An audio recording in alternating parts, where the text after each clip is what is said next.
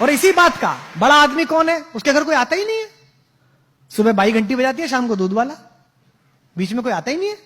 मेरे पिताजी मेरे घर आते हैं तो वो लोगों से कहते हैं, बड़े खुश होते हैं, कहते हैं यार ये आदमी ठीक है, इसके यहाँ 10 आदमी चाय पीते हैं, 20 आदमी खाना खाते हैं, 5 आदमी सोते रहते हैं, ये ठीक है।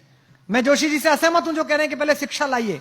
शिक्षा तो लाई है, लेकिन हिंदुस्तान की दुनिया की जितनी समस्याएं हैं वो किसने पैदा करी? आइए, शिक्षित लिखते हैं, अशिक्षित लिखते हैं और समस्या लिखते हैं। आइए, पहली समस्या बेरोजगारी, किसने पैदा करी भाई? शिक्षित लोगों ने क्या शिक्षित लोगों ने? शिक्षित लोगों ने।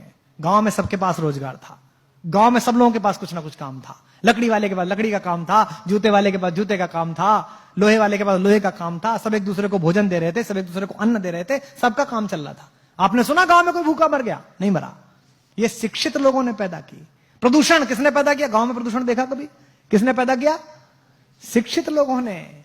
इससे क्या तय होता है कि शिक्षा आपको कार दे सकती है, लेकिन लर्निंग आपको संस्कार दे सकती है। आपको तय करना है कि बिना संस्कार की कार लेनी है कि संस्कार सहित कार लेनी है।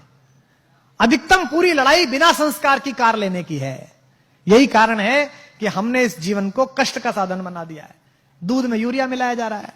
जो यूरिया मिला रहा है उसको शर्म लिहाज नहीं है कि किसी की किडनी में जाएगा तो किसी का पति, किसी का बेटा, किसी का सुहाग, किसी की राखी सुनी हो जाएगी।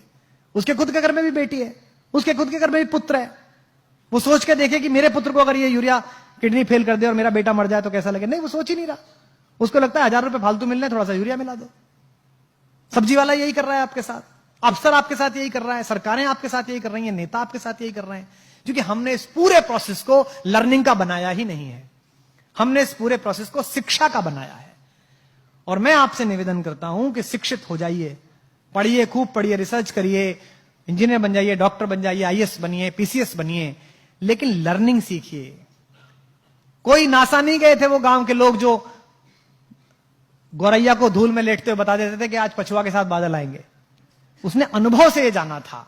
तो इसका मतलब कुछ ज्ञान ऐसे हैं जो अनुभव से ही आते हैं। महिलाएं बैठी हैं, मातृशक्ति बैठी हैं, मातृशक्ति इस नगर का प्रतिनिधित्व करती हैं। लोग कहते हैं ना बच्चा पैदा हुआ, बच्चा पैदा नहीं हुआ, बच्चे के साथ एक और चीज पैदा हुई, मां पैदा हुई। उससे पहले वो भाभी थी, बेटी थी, बहन थी, मां नहीं थी।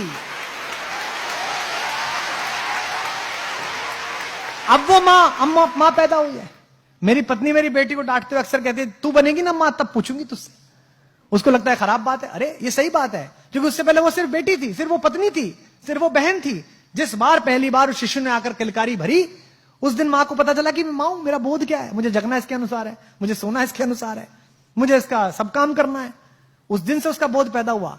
तो जैसे आप ज्ञान के साथ यात्रा करते हैं, आपके मन में नई जिज्ञासा पैदा होती है, तो यकीन मानिए आप भी पैदा होते हैं, साथ साथ आप भी नए तरीके से पैदा होते हैं। जब आप कोई चीज पढ़ते हैं और आपको एकदम चेतना आती है कि यार क्या अद्भुत बात पढ़ी, तो ये मानिए कि थोड़ा सा जन्म आपका हुआ है। अब आपको तय करना है कि आपको अधूरा पैदा होना है कि पूरा पैदा होना है। आपको विकल दिव्य अंगों के साथ पैदा होना है कि संपूर्ण सुशोभित शरीर के साथ पैदा होना है। इसलिए पढ़िएगा तो ये सोच के मत पढ़िएगा कि ये पास करना है, ये सोच के पढ़िएगा कि मुझे ये जानना है, ये मेरी इच्छा है, ये मैं जानना चाहता हूं। अधिकांशतः हम जो पढ़ रहे हैं, हम ये पढ़ रहे हैं कि ये इतना है, इसको ऐसे करने से ऐसे हो जाएगा। इससे जीवन आगे नहीं जाएगा।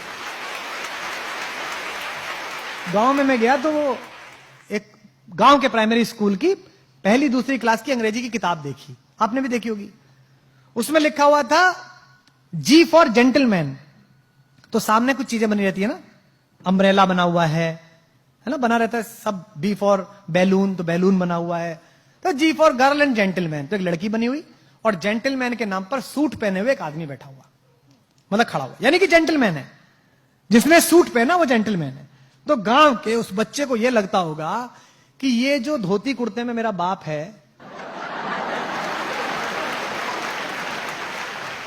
ये जो खेत में जाता है, गुरु ये जेंटलमैन नहीं है। जेंटलमैन कौन है? जेंटलमैन पीडब्ल्यूडी का वो चोर क्लर्क है जो सूट में आता है रोज सुबह सुबह।